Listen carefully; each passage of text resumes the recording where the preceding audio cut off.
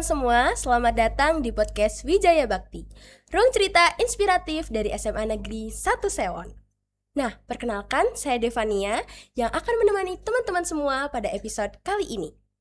Kalau berbicara tentang organisasi di sekolah, pasti teman-teman sudah tidak asing lagi sama yang namanya OSIS dan MPK. Namun, masih banyak siswa yang menganggap keduanya itu memiliki peran yang sama. Padahal OSIS dan MPK itu memiliki fungsi, tugas, dan tanggung jawab yang berbeda. Sesuai dengan tema kita hari ini, kita akan mengupas bagaimana OSIS dan MPK bekerja, berkolaborasi, dan bersama-sama mewujudkan berbagai program serta kegiatan yang bermanfaat bagi warga sekolah. Dan tentunya pada hari ini saya tidak sendiri. Di sini sudah hadir narasumber yang luar biasa, yaitu ada Kak Halel selaku Ketua MPK. Halo. Dan di sini juga ada Kak Hailila selaku Ketua OSIS. Halo. Dan lalu di sebelah kanan saya ada Pak Randy selaku Pembina Organisasi. Halo Kak Halel, Kak Hailila, dan Pak Randy, apa kabar semuanya? Alhamdulillah baik. Alhamdulillah. Oke, alhamdulillah senang bisa berbincang bersama Bapak dan kakak-kakak semuanya. Baik, tanpa berlama-lama lagi nih, kita langsung masuk ke pembahasan. Namun sebelum pembahasan utama, saya ingin mengawali cerita awal terlebih dahulu nih Kak. Nah, dari Kak Hailila, apa yang membuat Kak Hailila itu tertarik buat tergabung ke OSIS nih Kak? Oke, kalau ditanya apa yang bikin aku tertarik masuk ke dalam OSIS, itu kita bakal mundur jauh ke belakang deh. Dimana aku itu mulai tertarik dengan dunia organisasi itu justru dari SD.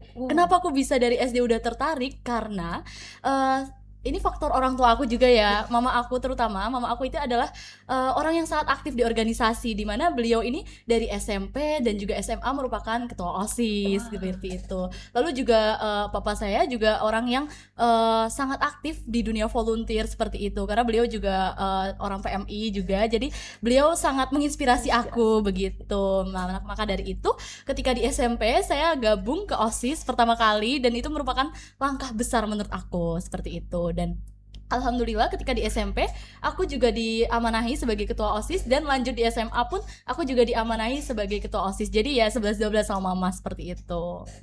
Oke, keren sekali ya teman-teman, dari yang awalnya termotivasi sampai sekarang menjadi bakatnya ya di organisasi. Oke, Bener. sekarang kita lanjut tanya ke Kak Halel nih. Kalau dari sudut pandang Kak Halel sendiri nih, apa sih Kak yang membuat Kakak itu termotivasi gitu pengen masuk MPK? Oke, baik, sebelumnya terima kasih ya sudah diundang. Sebuah kehormatan bagi aku bisa hadir di podcast Wijaya Bakti ini. Jadi untuk motivasi aku sendiri join di MPK Wijaya Bakti itu, pada awalnya aku sendiri tidak ada minat dalam kehidupan berorganisasi gitu. Tapi begitu di SMP aku tuh join di organisasi Dewan Penggalang. Nah, mulai dari situ tuh aku ngerasa kayak kehidupan berorganisasi tuh ada serunya juga. Maka dari itu di SMA ini alhamdulillahnya aku keterima di MPK Wijaya Bakti, dan sampai sekarang masih bisa mengabdi di MPK Wijaya Bakti dan kepada SMA Negeri 1 Sewon. Nah, alhamdulillah juga saya diamanahi untuk menjadi ketua umum MPK Wijaya Bakti. Begitu. Oke, wah menarik sekali ya teman-teman kalau kita lihat dari sudut pandang Kak Halel. Nah, sekarang kita akan beralih dari sudut pandang Pak Randy nih.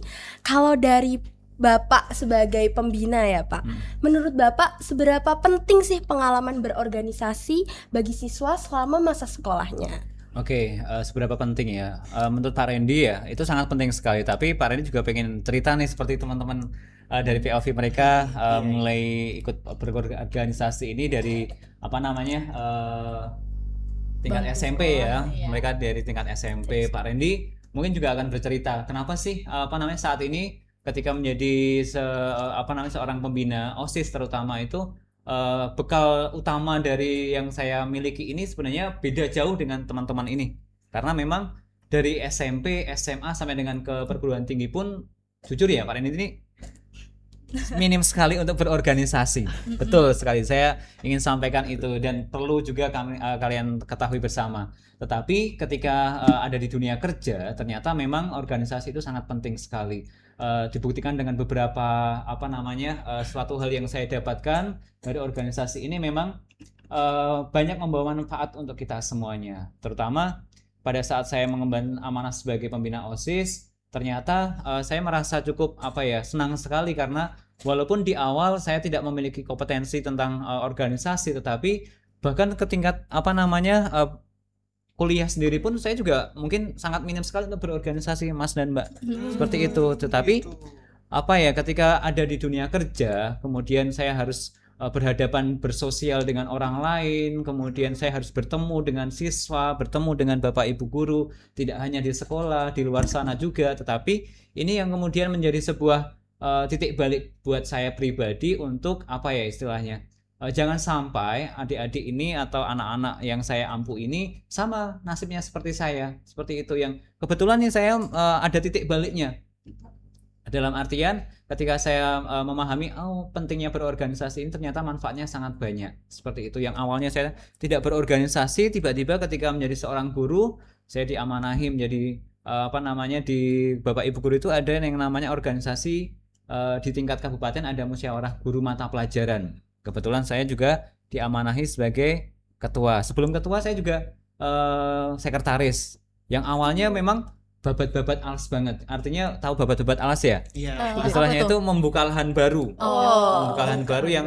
sebenarnya lahan itu hutan yang masih belantara, yang saya belum pernah masuk sebelumnya. Saya harus masuk ke situ. Artinya saya harus beradaptasi dengan apa yang mungkin sebelumnya belum pernah saya lakukan. Dan ketika saya masuk ke situ, kemudian saya ikut dalam organisasi, ternyata itu membawa dampak yang sangat luar biasa, terutama dalam hal bersosial, kemudian relasi, bahkan melatih kita untuk berkomunikasi, istilah kerennya itu public speaking ya.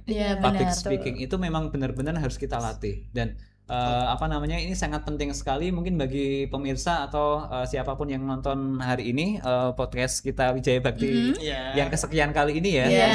Harapan saya kalian setelah nonton ini bisa memahami, artinya ini sangat penting sekali, dan nanti mungkin juga akan diceritakan dari berbagai macam POV, entah itu dari OSIS maupun MPK atau bahkan dari Deva sendiri mungkin juga boleh nanti ya ceritanya. Boleh, betul. Intinya dari apa yang kalian lakukan saat ini sebenarnya belum ada kata terlambat untuk bisa ikut masuk dalam organisasi, begitu Mbak Diva.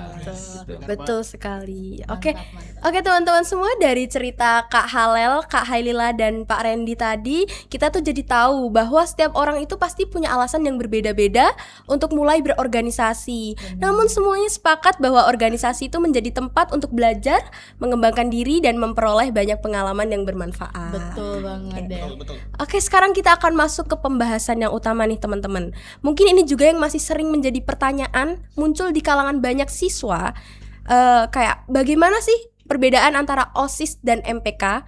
Oke, kita bakal lihat dari sudut pandang Kak Hailila dulu nih teman-teman.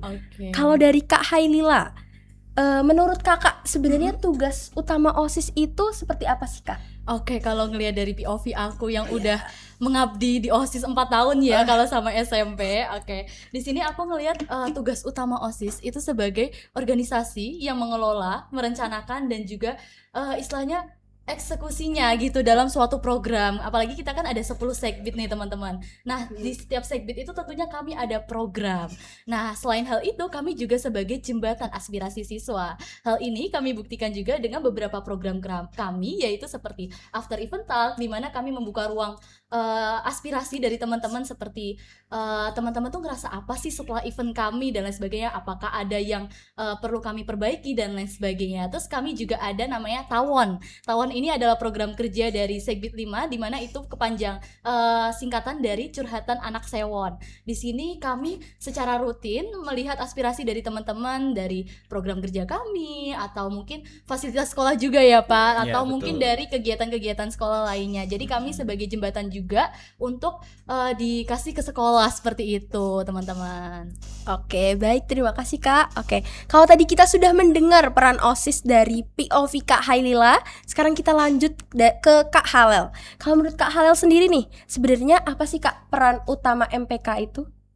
Oke, jadi sebelumnya MPK itu merupakan kependekan dari Majelis Perwakilan Kelas. Nah, dari namanya saja sudah terlihat bahwa kita ini tugasnya juga, yang pertama adalah mewakili kelas-kelas untuk menyampaikan aspirasi-aspirasi mereka. Kalau tadi OSIS mengatakan bahwa menyampaikan meneruskan aspirasi dari para siswa menuju ke proker. Nah, kalau dari MPK sendiri, aspirasi siswa yang kami kumpulkan kita teruskan kepada OSIS lalu menjadi bahan untuk mereka membuat proker tersebut. Nah, tadi juga disebutkan ada yang namanya proker tawon. Nah, itu juga merupakan kegiatan yang berkolaborasi dengan MPK gitu. Nah, tapi kalau untuk peran-peran yang lain, MPK sendiri itu ada tugasnya yaitu mengawasi, terus juga mengevaluasi kegiatan seperti itu.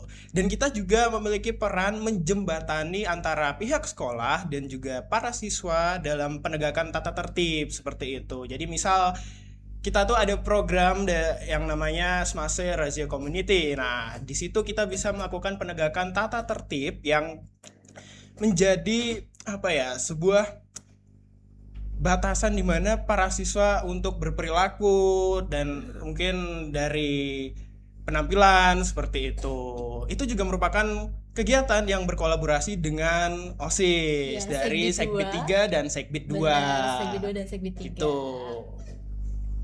Oke, terima kasih Kak. Nah, tadi karena kita sudah melihat ya teman-teman, sudah mendengar dari Kak Halel dan Kak Haila penjelasannya mengenai perbedaan OSIS dan MPK. Nah, kalau menurut Kak Halel dan Kak Haila sendiri nih, kalau yang paling mendasar sekali perbedaannya antara OSIS dan MPK tuh kira-kira seperti apa sih Kak?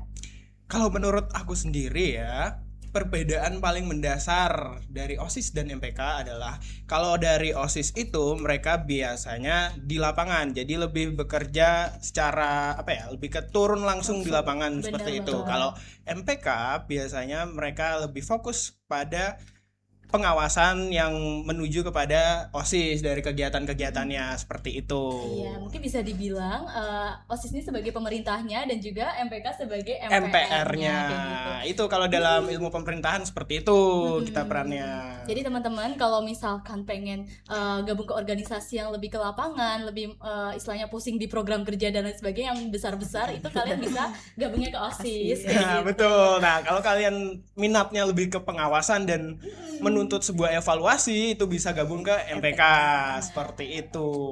Wah, menarik sekali ya Kak. Berarti meskipun memiliki tugas yang berbeda, OSIS dan MPK itu saling bekerja sama untuk mencapai tujuan yang sama. Oh, betul ya? banget itu. Of course. Tentu.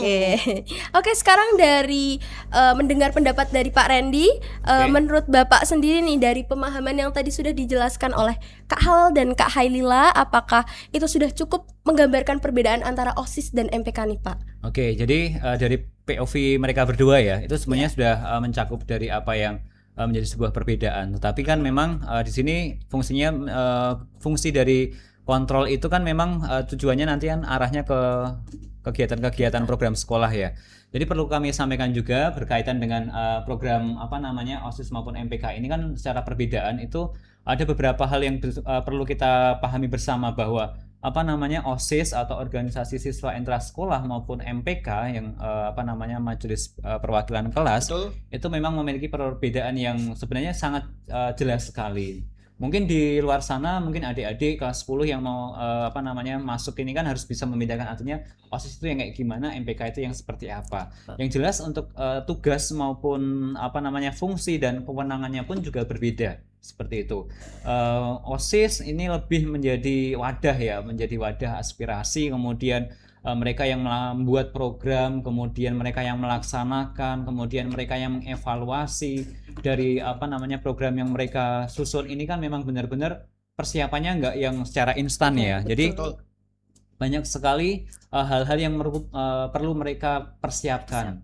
Bahkan dari hal-hal yang mungkin mengenai keuangan, kemudian rencana anggaran dan lain sebagainya, itu mereka harus belajar dari situ.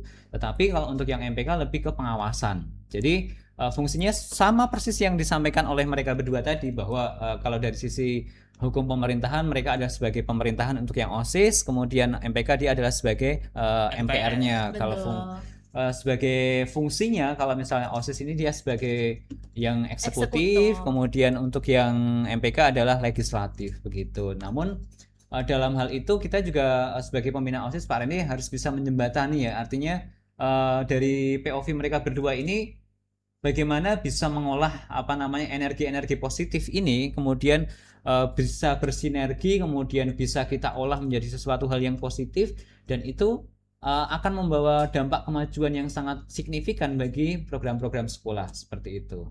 Oke. Oke teman-teman semua, baik kita langsung lanjut ke mengenai struktur dan program kerja nih teman-teman. Kalau dari OSIS dan MPK sendiri nih dari Kak Hailila, gimana sih Kak struktur OSIS dan program kerjanya OSIS sendiri, ataukah ada program kerja unggulan di OSIS? Oh, tentunya ada dong. Kami kan ada 10 segbit nih, Dev. Nah, 10 segbit itu tentunya kami masing-masing ada program kerjanya. Nah, terus di situ kami ini untuk strukturnya tentunya ada BPH atau Badan Pengurus Harian, lalu ada 10 segbit tadi. Nah, untuk program kerja unggulan aku boleh sebutin ini nggak per segbitnya? Boleh dong, boleh. Oke, kalau segbit 1 ini mungkin lebih fokusnya mendampingi organisasi di bawahnya, yaitu SCC atau Smase Kristen Community. Terus habis itu ada juga Rohis yang bagian Islami itu. Nah, di situ ada event besarnya itu berkolaborasi sama Rohis, yaitu di Tasbih. Jadi kayak tablik akbarnya gitu. Terus habis itu untuk segbit 2 ini kemarin ada OCTP, One Class Two Plans. Itu yang event besar mereka. Terus habis itu untuk segbit 3 kami banyak kolaborasinya sama MPK, di mana razia dan lain sebagainya. PKS itu ada di segbit 3. Terus habis itu untuk segbit 4 itu banyak event besarnya tentu. Itu ada tryout Semase. Itu juga yang baru-baru ini ada HUT Semase, itu ada Sewanderan untuk yang tahun ini. Itu di segbit 4 semua. Nah, terus aduh kayaknya panjang banget ya Dev kalau kita jelasin satu-satu. Istilahnya kalau misalkan di OSIS tuh banyak banget event besarnya ya, yang mengurusi event-event gitu juga ya Kak. Tapi kalau unggulannya di tahun ini mungkin kita ke Sewanderan. Oh iya. Teman-teman jangan lupa ya. Dicek-cek eventnya ya. Oke, sekarang setelah mendengar dari OSIS, kalau dari MPK nih Kak, kira-kira perbedaan pembagian kerjanya itu seperti apa sih Kak? Oke, baik, kita mulai dari strukturnya terlebih dahulu ya. Tentu yang pasti dari MPK juga ada yang namanya Badan Pengurus Harian. Nah, tapi yang pengen kita bahas terlebih dahulu ada di komisi. Kalau di OSIS kan disebutnya segbit-segbit. Nah, kalau kami itu komisi. Jadi dimulai dari komisi A, ini tugas dari komisi A sendiri itu benar-benar mengerucut dalam pengawasan. Nah, ini biasanya ada di mengawasi OSIS dan kegiatan-kegiatannya seperti itu. Lalu untuk di komisi B, nah kalau tadi komisi A itu lebih ke mengawasi organisasi seperti OSIS. Nah, kalau kami dari komisi B itu ada untuk mengumpulkan aspirasi dari siswa-siswa, yang dimana ada tadi program tawon itu kerjasama dengan komisi B. Nah, lanjut untuk komisi C sendiri, tadi sudah disebutkan bahwa kita banyak berkolaborasi dengan Segbit 3. Benar. Apalagi jadi, upacara ya. Iya, betul banget. Nah, itu jadi ada program untuk melatih upacara dan juga razia dan sebagainya itu. Untuk komisi D sendiri, inilah yang menjadi apa ya? Jantungnya organisasi. Jadi apa ya, yang mengatur wajahnya MPK seperti itu, karena komisi D sendiri itu yang bagian mendokumentasi dan publikasi seperti itu. Oke. Lalu untuk yang dari BPH sendiri, kita juga ada program unggulan yang sebenarnya program ini diharapkan untuk tidak terlalu kita laksanakan. Kita punya program yang namanya persidangan OSIS MPK. Jadi di situ kita akan digunakan sebagai sebuah media untuk menyelesaikan masalah-masalah yang timbul dari anggota OSIS MPK. Seperti itu sih. Oke, nah teman-teman, sebelum kita mengakhiri perbincangan kita hari ini, mungkin kita bakal beralih ke Pak Randy dulu nih. Kalau menurut Bapak, apa manfaat terbesar yang bisa diperoleh dari siswa ketika aktif untuk mengikuti organisasi nih Pak? Oke, di luar dari cerita yang tadi saya sampaikan ya mengenai minimnya saya belajar untuk berorganisasi ya, itu mungkin di masa-masa saya dulu itu memang saat ini kayaknya siswa itu perlu yang namanya ikut dalam organisasi dalam bentuk apapun, dalam hal yang positif ya, karena di luar sana pasti banyak organisasi-organisasi yang mohon maaf nih kadang ya kita kalau nggak hati-hati kadang bisa tergiur untuk ikut itu, kemudian kita juga nggak tahu arahnya mau kemana. Tetapi yang jelas organisasi siswa intrasekolah maupun MPK ini kan sangat positif sekali ya, artinya kalian ketika ikut dalam organisasi ini pasti akan mendapatkan yaitu jiwa kepemimpinan seperti itu, leadership. Jadi hal-hal itu pasti akan kalian dapatkan. Kemudian untuk yang lain selain itu juga melatih tanggung jawab. dan kedisiplinan, karena di dalam organisasi itu yang namanya kedisiplin itu nomor satu ya. Menurut benar. kalian setuju nggak Betul nomor satu? banget, Setuju, betul setuju banget itu. banget. Ya, karena kalau nggak ada disiplin memang benar-benar semuanya akan jalan di tempat atau bahkan mungkin tidak bisa berjalan sama sekali. Kemudian selanjutnya adalah mengenai public speaking atau meningkatkan kemampuan untuk berkomunikasi. Nah, ini sangat penting sekali. Kita saat ini sudah bisa melihat ya hasil atau produk-produknya seperti apa, seperti mereka bertiga ini, Mbak Deva, kemudian Mbak Hailila dan Mas Halel ini kan memang benar-benar bisa kita lihat secara public speakingnya seperti apa. Nah, itu juga mungkin kalian dapat nggak secara instan kan? Iya. Betul. Ya. Dari organisasi Dari juga. organisasi. Iya, betul. Apakah dulu ketika kalian lahir itu langsung tiba-tiba sudah bisa public berorasi? Belum ya? Belum dong, Pak. Pasti itu ada yang namanya tahapan-tahapan. Salah satunya adalah ikut dalam organisasi. Kemudian yang terakhir adalah menumbuhkan rasa percaya diri. Jadi rasa percaya diri itu bisa kita latih ketika kita saling sering bertemu dengan orang, kemudian ngobrol, saling tukar pikiran, gagasan, bahkan mungkin tidak semua istilahnya usul-usul yang kita sampaikan itu kan bisa ditanggapi secara positif oleh orang lain ya. Jadi itu salah satu hal yang mungkin bisa kita pelajari dan itu menjadi sebuah hal yang luar biasa bagi saya pribadi ketika kalian ikut dalam organisasi itu. Jadi peran untuk dalam berorganisasi ini sangat penting dan sangat jelas sekali. Begitu kira-kira Mbak Deva. Oke, terima kasih untuk penjelasannya ya Pak ya. Oke. Oke teman-teman, sebelum kita akhiri podcast hari ini nih teman-teman, kita akan bertanya dulu nih ke Pak Randy. Melihat dari karakter siswa saat ini ya Pak, kan tentu ada berbeda-beda ya sifat-sifatnya, karakternya dari angkatan sebelumnya.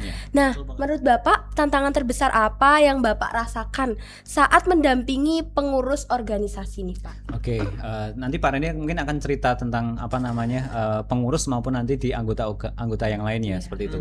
Jadi untuk tantangan yang terbesar saat ini kan untuk generasi Gen Z ya, Gen Z ataupun nanti yang setelahnya adalah Gen Alpha. Pak Randy adalah produk kolonial. Kolonial. Jauh banget. Kolonial. Jadi memang ada berbagai macam perbedaan untuk secara karakter untuk siswa saat ini, terutama untuk OSIS ya seperti itu. Di mana untuk yang pertama tantangan terbesar adalah menjaga komitmen dan konsistensi pengurus. Seperti itu yang pertama. Kemudian yang kedua, perbedaan cara pandang terhadap kepemimpinan, karena memang saat ini mereka mungkin kalau kita lihat dengan berbagai macam sumber referensi yang mereka dapatkan dari sosial media, buku dan lain sebagainya kan pasti mereka jiwa-jiwa kritisnya itu kan meronta-ronta ketika ada sesuatu hal yang disampaikan, dia pasti merasa pro maupun kontra kan. Nah, ini yang benar-benar harus kita sikapi dengan baik tentang cara pandang dalam kepemimpinan. Kemudian yang ketiga adalah membangun tanggung jawab secara kolektif. Karena memang tanggung jawab yang diberikan kepada anak-anak OSIS maupun MPK ini kan secara keseluruhan amanah yang sangat besar bagi mereka, yang artinya itu akan dipertanggungjawabkan bukan di akhirat sana juga, selain di akhirat sana itu juga LPG. Nah, itu bener banget sih. LPG. Seperti itu. Kemudian yang berikutnya adalah pengaruh teknologi maupun media sosial, karena kita harus bisa menjadi pengguna yang baik, karena kalau kita anti terhadap teknologi maupun media sosial kayaknya kita seperti katak dalam tempurung. Itu ya, setuju ya kira-kira? Setuju. Semua pasti menggunakan teknologi maupun media sosial, sehingga bagaimana caranya anak-anak ini kita kemas, kita arahkan, kita dampingi, kemudian kita berikan motivasi untuk memanfaatkan teknologi maupun media sosial. Kemudian yang terakhir adalah menyeimbangkan kebebasan berkreasi dengan aturan sekolah, karena anak-anak Gen Z ini kan benar-benar referensinya banyak ya. Jadi mungkin Pak, ini kita mau ngadain kegiatan seperti ini, kayaknya keren nih, di sekolah tetangga kayaknya udah seperti ini. Nah, ini kita juga harus bisa memberikan pemahaman, kita harus bisa memfilter dengan baik, sehingga ini harus bisa kita seimbangkan antara ide-ide kreatif mereka ini dengan benar-benar aturan dari sekolah itu kan pasti berbeda-beda seperti itu, sehingga hal ini perlu kita antisipasi dengan baik sekali, sehingga beberapa hal permasalahan itu kemudian menjadi sebuah strategi bagi pembina OSIS. Salah satunya adalah menjadi pendamping, bukan pengendali, karena pengendali itu seperti avatar ya, pengendali. bukan sorry. Ini pengendali yang istilahnya kalau pengendali itu kan kita yang benar-benar menggerakkan ya. Tapi kan seperti yang di awal tadi, OSIS sebagai penggerak motor utama, MPK sebagai pemberi aspirasi yang dari anak-anak kelas gitu kan. Nah, kita sebagai pembina di sini hanya sebagai pendamping. Kemudian strategi yang berikutnya adalah mengedepankan dialog dan musyawarah. Oke. Kemudian yang berikutnya adalah menjadi teladan dan sikap yang baik dan menjaga komunikasi dengan baik, dan yang terakhir adalah memberikan kepercayaan terhadap anak-anak. Nah, ini yang menjadi sebuah kunci utama, karena ketika kita memberikan sebuah tanggung jawab yang baik dan kemudian itu bisa diterima sinyalnya oleh anak-anak OSIS maupun MPK, pasti sinyal itu akan diteruskan kepada anak-anak teman-teman yang lain. Kemudian ini menjadi sebuah simbiosis mutualisme yang kemudian akan berkembang secara positif, dan itu nanti akan mendukung kemajuan dari pihak sekolah ya, seperti itu.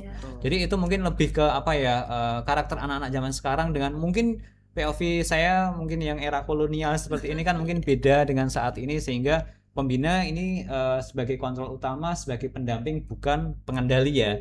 Pengendali seperti itu.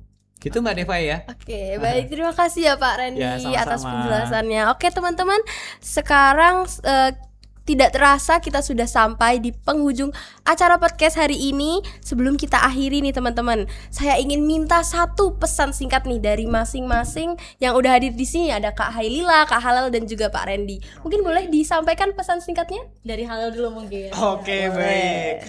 Kalau dari aku simpel aja. Tetap konsisten untuk tepat waktu, karena dengan kamu tepat waktu berarti kamu juga well prepare gitu loh. Jadi kamu tuh lebih siap dalam menghadapi sesuatu yang akan kamu hadapi. Dan juga dengan tepat waktu kamu juga menghargai waktu orang lain, apalagi dalam hal janji atau mungkin jarkom organisasi seperti itu. Oke, Kalau dari Kak Hailil? Oke, kalau dari aku mungkin lebih ke tips buat teman-teman yang mau masuk OSIS kali ya. Promosi nih. Iya, bentar lagi bakal oprek juga Pak. Oke. Oke, buat teman-teman yang berminat untuk gabung ke OSIS Wijaya Bakti sebagai anggota, sebagai bagian dari keluarga kami nih. Nah, untuk dari kami nggak pengen anggota yang benar-benar sempurna, itu enggak, tapi kami pengen anggota yang siap bertumbuh sama kami, siap untuk istilahnya kita berangkat dari sini dari nol tuh bareng-bareng gitu. Grow up gitu ya. Iya, karena kalau misalkan di keluarga kita pastinya bareng-bareng bertumbuh seperti itu Pak, melengkapi satu sama lain kayak gitu. Sama yang pastinya kita butuh anggota yang benar-benar manajemen waktunya baik, seperti itu sih teman-teman. Karena memang ketika kalian bergabung ke organisasi, tentunya kami punya banyak event yang luar biasa. Betul. Banyak sekali, dan tentunya kita butuh manajemen waktu yang sangat baik seperti Betul. itu. Gitu mungkin deh. Oke, terima kasih Kak. Oke, sekarang mungkin boleh disampaikan dari Pak Randy nih buat menginspirasi, siapa tahu nanti teman-teman mau ada yang bergabung ke organisasi juga gitu. Oke, jadi ya, poin yang pertama yang disampaikan oleh MPK tadi Halal ya, itu lebih ke disiplin waktu ya. Yang kedua mungkin Hairila mungkin lebih ke promosi, dan sepertinya memang sepakat juga dengan statementnya Kak Halal ya, seperti itu. Tapi kalau saya mengutip salah satu ucapan dari Napoleon Bonaparte. Tahu ya Napoleon Bonaparte? Iya, tahu dong. Ya, Oke, jadi Napoleon Bonaparte itu mengatakan tentang leadership atau jiwa kepemimpinan. Jadi seperti yang saya sampaikan tadi di awal mengenai manfaat dalam berorganisasi, yang pertama adalah melatih untuk leadership ya, atau jiwa kepemimpinannya. Nah, yang disampaikan oleh Napoleon Bonaparte ini adalah, ini saya boleh baca ini ya, sudah saya siapkan nih soalnya. Seorang pemimpin adalah pemberi harapan bagi pengikutnya. Sehingga kalau menurut kalian bisa mencermatinya seperti apa nih, kalau seorang pemimpin adalah pemberi harapan bagi pengikutnya, artinya memang ketika pemimpin itu mencontohkan atau mencerminkan pribadi yang baik, saya yakin pengikutnya akan mengikuti hal yang sama. Seperti itu. Itu aja mungkin dari saya. Oke, terima kasih Pak Randy. Ini teman-teman bisa banyak belajar juga ya dari kutipan yang tadi Pak Randy sampaikan. Tidak terasa kita sudah sampai di penghujung perbincangan kita hari ini nih teman-teman.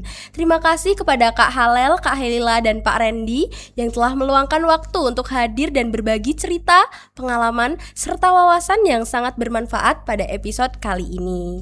Semoga melalui perbincangan hari ini teman-teman bisa lebih memahami perbedaan antara OSIS dan MPK, dan semakin termotivasi untuk aktif berorganisasi, mengembangkan potensi diri, dan memberikan kontribusi terbaik bagi sekolah. Oke, saya Devania pamit undur diri. Sampai jumpa di episode podcast Wijaya Bakti berikutnya. Ada ininya simbolnya. Simbolnya. Simbolnya. Oh, ada. Wih. Weh, Pak. Wijaya Bakti. Wijaya Bakti. Wijaya Bakti. Dadah. Sampai jumpa semuanya.